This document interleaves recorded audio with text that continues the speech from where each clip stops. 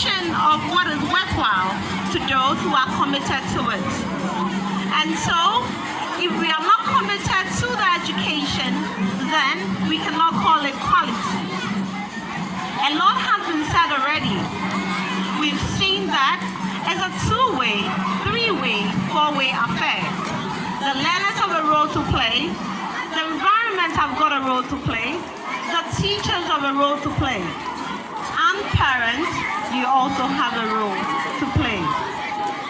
In the area of the learners, for us to have quality education, the learners have to be healthy, they have to be nourished and ready to participate in what is to be learned. And so, if we are going to give quality education and the learners coming to the school to learn are not healthy, they are not nourished, then you cannot agree with me that the quality of education will be difficult to measure. The content also plays a lot of role. What are we teaching the kids or the learners? And I'm sure from all the display and everything that has gone on today, Mr. Chairman, and all dignitaries here, you can bear with me that a lot is taking place.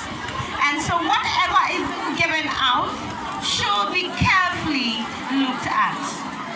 The methods for the education to be quality, the methods in which the education is given should be well manipulated. And so, as we know already, we are practicing child-centered in the classroom. Unlike those days where education was solely teacher-centered, where the teacher was seen as the sole custodian, know-it-all.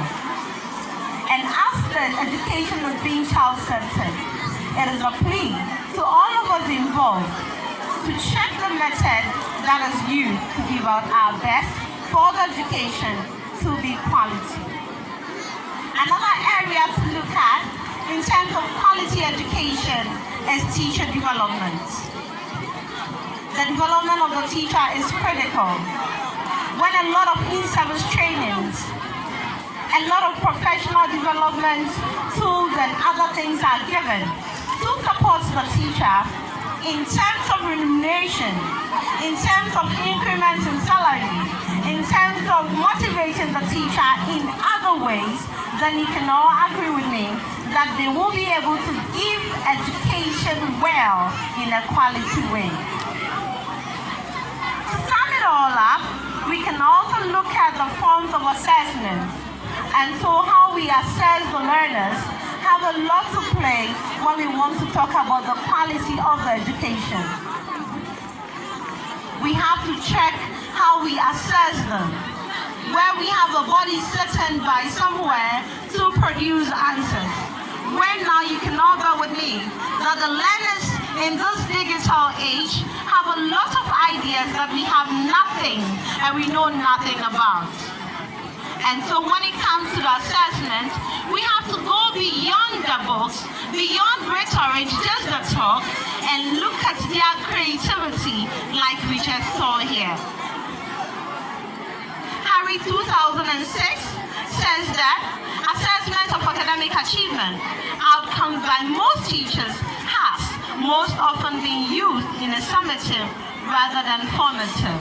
And so instead of all of us summing up, waiting at the end of the academic year to assess the learners, it has now come to stay where we assess them in the course, in the process of everything that we do in the classroom. And as we do that, I am sure that we are going to attain the quality, the better education that we want. Awufo, nanano, oticheni, any of you are mowaha. Say ni na yakodwa so a, yetese nkrofo